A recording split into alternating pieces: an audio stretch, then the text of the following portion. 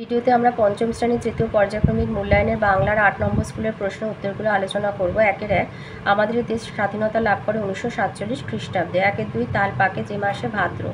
1-3 আকাশে দুই বন্ধু গল্পটা নেওয়া হয়েছে স্বপ্ন দেখি রূপকথায় থেকে। 1-4 মধ্যম পুরুষের উদাহরণ তিনি।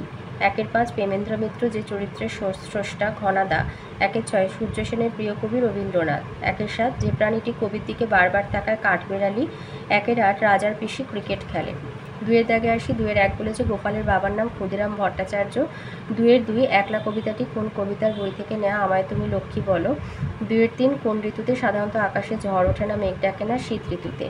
2-4 দিয়েছে রেস্তোরাঁর গায়ে নোটিশ ঝুলছে, নোটিশটিতে কি লেখা ছিল।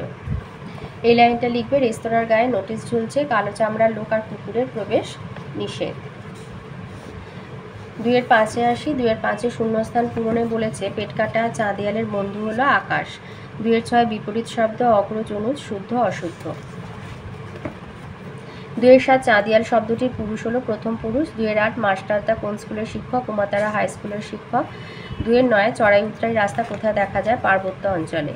3-1 দিয়েছে শহীদ কাকে বলে? শহীদ হয়েছেন এমন একজনের নাম প্রফুল্ল চাকি। লিখবে যারা দেশের স্বাধীনতার জন্য নিজের প্রাণ উৎসর্গ করেছেন তাদের শহীদ বলে। 3-2 আমরা বড় অসহায় না রে কাদের? কোন অসহায়তার কথা বলা হয়েছে? এই যে আমরা বড় অসহায় না রে, অসহায় কেন? পেট কাটা চাঁদিয়ালকে এ কথা বলেছে। মানুষের হাতে সুতোর উপরে নির্ভর করে পেট কাটা এবং চাঁদিয়াল ইত্যাদি সব রকম ঘুড়ির ভাগ্য। মানুষের হাতে সুতো ঘুড়িকে যেভাবে চালায় সেভাবেই উড়ে চলে ঘুড়ি। এই কারণেই ঘুড়ির দল বা পেট কাটা চাঁদিয়ালের মতো ঘুড়িরা অসহায়। 3-3 বোম্বাগড়ের রানী সারাদিন কিভাবে থাকে? সারাদিন বা অষ্টপ্রহর মাথায় বালিশ বেঁধে থাকে বা বালিশ বাঁধা থাকে। 3-4 বলেছে পুরুষ কাকে বলে, কয় প্রকার এবং কি কি? পুরুষ কাকে বলে? যাকে আশ্রয় করে ক্রিয়ার রূপ পরিবর্তিত হয় তাকে বলে পুরুষ বা পক্ষ। পুরুষ হচ্ছে 3 প্রকারের, উত্তম পুরুষ, মধ্যম পুরুষ আর প্রথম পুরুষ। 3-5 দিয়েছে গান্ধীজির শিক্ষাদান পদ্ধতিটি কেমন? এইখান থেকে লিখবে যে দক্ষিণ আফ্রিকায় ফিনিক্স বলে একটা জায়গায় তার আশ্রম স্থাপন করেছিলেন। আশ্রমের গান্ধীজি এখান থেকে লিখবে গান্ধীজি ছেলে মেয়েদের জন্য একটা স্কুল খোলা হয়েছিল আশ্রমের ছেলে মেয়েদের জন্য। সেখানে বাপু তার নিজস্ব পদ্ধতিতে ছোটদের শিক্ষা দিতে চেয়েছিলেন। অন্য স্কুলের পরীক্ষায় যেভাবে নম্বর দেয়া হতো সেটা তার মনোপুত ছিল না। আশ্রমের স্কুলে তিনি চাইতেন ছোটদের সত্যিকার শিক্ষা দিতে, এমন শিক্ষা যা হতে তাদের জ্ঞান বৃদ্ধি পায়, আচার ব্যবহারও উন্নত হয়।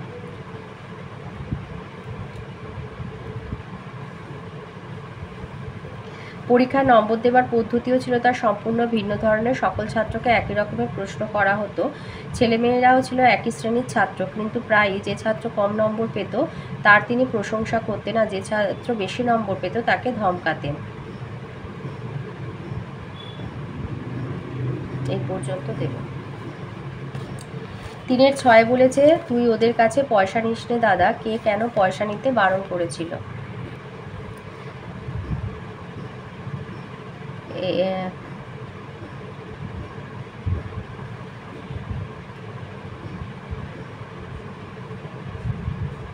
সারাদিন কেটে গেল, তাল দিতে দিয়েছিলি আজ সকালে? তাল দিতে গেলে পিসি বললেন গোপাল তাল দিয়ে গেছে, পয়সা নেয়নি। কেন দিতে গেলি তুই? আচ্ছা, এটা 109 পাতায় আছে। এই যে গোপাল বাইরে এসে দাদাকে বললে কবে তাল দিবি দাদা? কাল। নেপাল বলছে কাল। তখন গোপাল বলছে তুই ওদের কাছে পয়সা নিস নে দাদা। তাহলে গোপাল নেপালকে পয়সা নিতে বারণ করেছিল। আর কেন না? গোপালের মনে হয়েছিল যে পয়সা না নিলে তাল নবমীর দিন তারা তাদেরকে জটি পিসিমার নেমন্তন্ন করবে। 4-এ রেখে দিয়েছে আখের রস বের করার পদ্ধতি।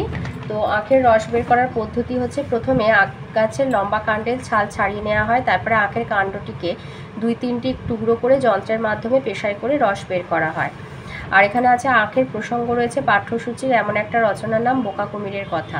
অথবাতে আছে নতুন মাস্টারমশাই সম্পর্কে ছেলেদের কি আশঙ্কা ছিল, আর অবশেষে উভয়ের মধ্যে কেমন সম্পর্ক গড়ে উঠেছিল? উভয়ের মধ্যে বন্ধুত্বের সম্পর্ক গড়ে উঠেছিল। আর নতুন মাস্টারমশাই সম্পর্কে ছেলেদের কি আশঙ্কা ছিল? এই উত্তরটা লিখবে উমাতারা হাই স্কুলের ছাত্ররা তাদের মাস্টারমশাইকে অন্যরকম মনে করত। মাস্টারদা খুব সাদাসিধে কম কথার মানুষ ছিলেন। তার পোশাক, চলাফেরা, জীবনযাপন দেখে বোঝাই যেত না যে তিনি কত বড় মাপের নেতা ছিলেন। মাস্টারদা তার ছাত্রদের সঙ্গে বন্ধুর মতো হাসি মুখে মেলামেশা করতেন, তবে খুব সহজ সরল সাধারণ মানুষ হলেও তাকে ঠকাবার উপায় ছিল না। তার চোখের সব কিছুই যেন ধরা পড়ে যেত, তাই তার স্কুলের ছাত্ররা প্রথম থেকেই তাকে একটু অন্য নজরে দেখত। 4-এ 2 দিয়েছে আকাশে উঠতে থাকা দুই বন্ধুর বন্ধুত্ব কিভাবে অটুট থাকলো।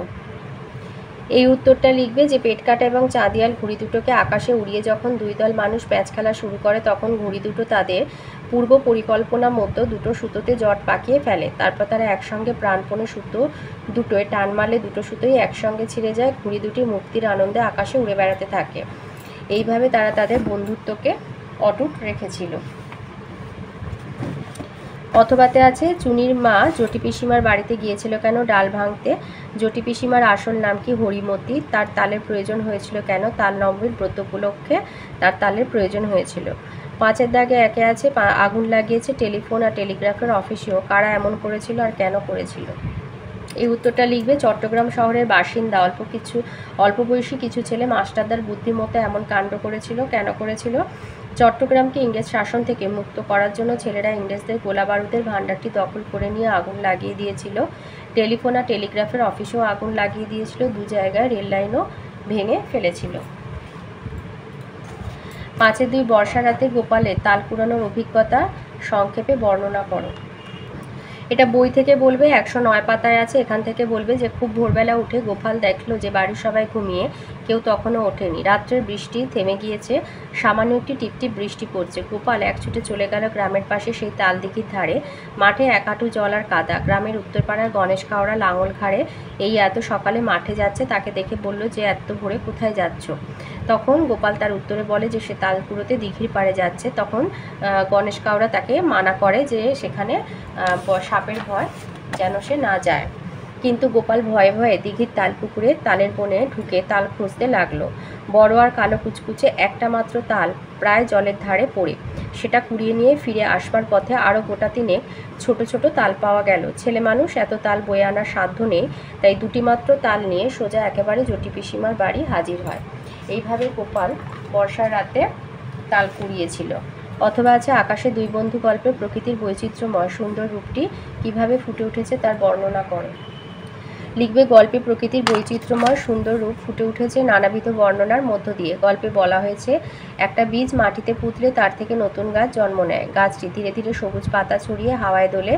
এক সময় সেই গাছে ফুলের কুঁড়ি আর ফুল ফোটে। পাখির বাসায় মা পাখি বসে তার ডিমে তা দেয়। কিছুদিন পর সেই ডিম ফুটে ছানাপোনা কিচিরমিচির ডাক দিয়ে বেরিয়ে পড়ে। এরপর তারা হাঁ করে আকাশের দিকে মুখ তোলে, মায়ের কাছে খাবার চায়। একদিন বড় হয়ে তারা আকাশে বাহারি পাখা ছড়িয়ে ডানা মেলে উড়ে যায়।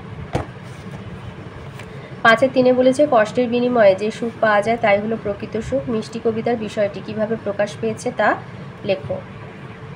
এই উত্তরটা লিখবে কবি প্রেমেন্দ্র মিত্র তার মিষ্টি নামক কবিতাটির মধ্য দিয়ে বোঝাতে চেয়েছেন যে কষ্টের বিনিময়ে যে সুখ পাওয়া যায় তাই প্রকৃত সুখ। তিনি বলেছেন যে আকাশে ঝড় ওঠে না, মেঘ ডাকে না, সে আকাশ আমাদের ভালো লাগে না। যে পথে কেউ পিছলে পড়ে না, হোঁচট খায় না, সে পথে চলতে কোনো সুখ নেই। সেই পথে গড়িয়ে যেতে কেউ মজা পেলে সে মূর্খ। চড়াই উতরাই পার হওয়া বহু দূরগামী রাস্তা, ঝড় বৃষ্টি ও রোদ্দুরময় আকাশ সকলের প্রিয়। আঁখ চিবিয়ে কষ্ট করে রস খেতে হয় বলে আঁখটা অত্যন্ত মিষ্টি লাগে। আসলে কষ্ট করে যা অর্জন করতে হয়, জীবনের মাধুর্য সার্থকতা সেই সব প্রাপ্তিতেই লুকিয়ে থাকে। 5-এর 3 এমন কেন ঘটছে, কেমন কার কি ঘটছে তা আলোচনা করো। আচ্ছা, এমন কেন ঘটছে এই লাইনটা কেমন কার কি ঘটছে তা আলোচনা করো এটা দিয়েছে বোম্বাগড়ের রাজা কবিতা থেকে। তো এই বিষয়বস্তুটা লিখে দেবে সারসংক্ষেপটা, যে সুকুমার রায় লেখা বোম্বাগড়ের রাজা একটি মজার কবিতা। অদ্ভুত সব কাণ্ড কারখানার মধ্যে দিয়ে মজা তৈরি হয়েছে। বোম্বাগড়ের রাজা নিজে যেমন উদ্ভট, তেমনই তার রাজ্যের লোকেদের আদব কায়দা আজগুবি। রাজা সবসময় ছবির ফ্রেমে আমসত্ত্ব বাঁধিয়ে রাখে, তার রানীর মাথায় সবসময় বাঁধা থাকে বালিশ, আর রানীর দাদা পাউরুটিতে পেরেক ঠোকে। এছাড়া বোম্বাগড় রাজ্যে কারো সর্দি হলে সে ডিগবাজি খেয়ে চলে। সেখানে জ্যোৎস্নার রাতে সবাই চোখে আলতা মাখে। আবার সেই রাজ্যের পণ্ডিতরা তাদের টাকের ওপর ডাক টিকিট লাগায় এবং রাতে তাদের ট্যাগ ভরি ঘিয়ের মধ্যে ডুবিয়ে রাখে। বোম্বাগড়ের রাজা শিরিষ কাগজের বিছানায় ঘুমায়। রাজসভা চলাকালীন সে হঠাৎ হুক্কা হুয়া বলে চিৎকার করে ওঠে, আর মন্ত্রীমশাই রাজার কোলে বসে কলসি বাজাতে থাকে। শুধু তাই নয়, ভাঙা শিশি বোতলও ঝোলানো থাকে। বোম্বা করে রাজসিংহাসনে। রাজার আত্মীয়দের কার্যকলাপও অদ্ভুত। রাজার পিসি কুমড়ো দিয়ে ক্রিকেট খেলে, রাজার কাকা হুঁকোর মালা পরে নাচতে থাকে। সব থেকে মজার ব্যাপার হলো, এইসব আচরণের কারণ কবির কাছেও অজানা। তাই কবি বলেছেন, এমন কেন ঘটছে। 5-4 দিয়েছে, আমি তখন একলা তো নই। তখন বলতে কখন? যখন কবি একলা থাকেন। আমি বলতে কার কথা বলা হয়েছে? কবির কথা। তিনি একলা নন কেন? লিখবে, কবি যখন একলা থাকেন তখন তার সঙ্গে সবুজ গাছপালা থাকে। এমনকি কবি যদি ঠিক সাড়া দেন তবে তার ভিতরে চলে যাওয়ার পথও থাকে। কাঠবেড়ালি কবিকে খালি এদিক ওদিক টানতে থাকে। কবিতাকে ধরতে গেলে সে ছুট লাগায়। কবির মাথার উপর গাছের পাতা মস্ত আশীর্বাদের মতো ঝরতে থাকে। শাল, তাল, সুপারি বন এরা সকলে কবির সঙ্গে থাকে। এরা কখনোই কবিকে একলা থাকতে দেয় না। তাই তিনি একলা নন।